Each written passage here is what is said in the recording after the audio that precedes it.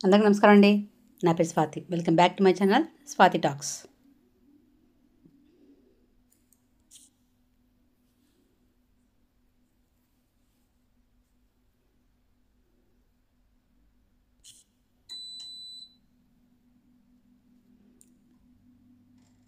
ప్రతి విషయంలోనూ కొన్ని సీక్రెట్స్ ఉంటాయి. అలాగే పెళ్ళిలోనూ ఉంటాయి.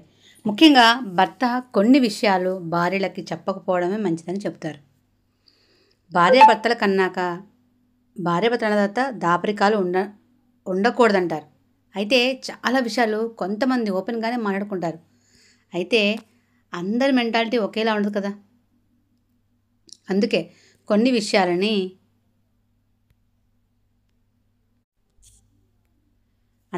కొన్ని విషయాలని అలా మాట్లాడినా కూడా గొడవలు వస్తాయి.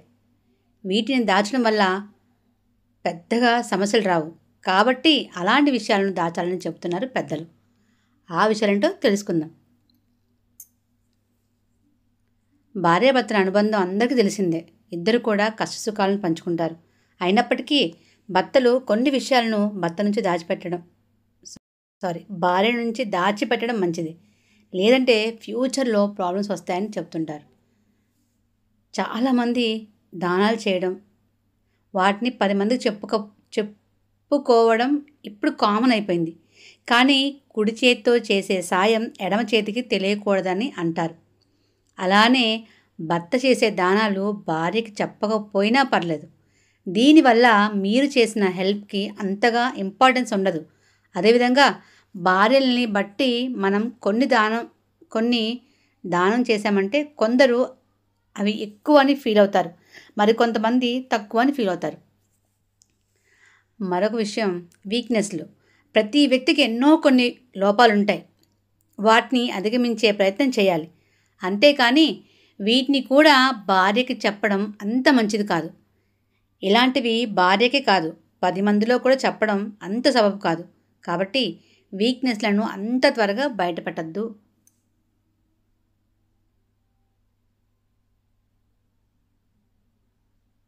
ఎంత గొప్పవారైనా సరే కొన్నిసార్లు అనుకోకుండా అవమానాలు ఎదురవుతాయి.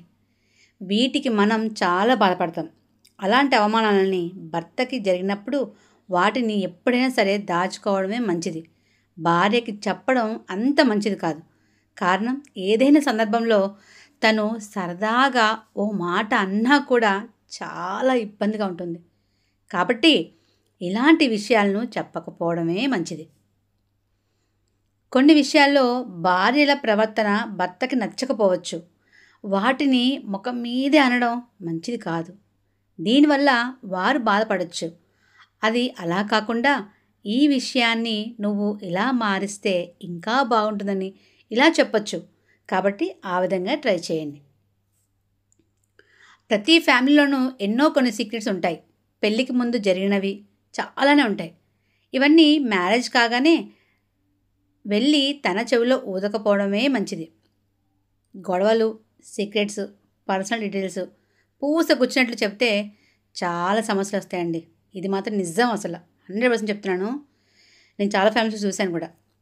కాబట్టి ఇలాంటి విషయాలను సీక్రెట్గా ఉంచండి. ప్రతి ఒక్కరూ ఎంతో కొంత సంపాదిస్తుంటారు. వీటి గురించి అంత త్వరగా బయట పెట్టాల్సిన అవసరం లేదు. మీరు సరిగ్గా బడ్జెట్ వేస్తే పర్లేదు. ఆ విషయాన్ని మీ భార్యకి చెప్పాల్సిన పని లేదు. దీనివల్ల కూడా సమస్యలు వచ్చే అవకాశం ఉంది. కాబట్టి ఈ విషయాన్ని చెప్పకపోవడమే మంచిది.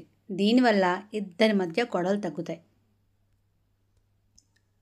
అదండి మరి ఈరోజు నా వీడియో మీకు ఎలా అనిపించిందో ప్లీజ్ అండి కామెంట్ చేయగలరు. Give me support. Thank you for watching. Thank you so much.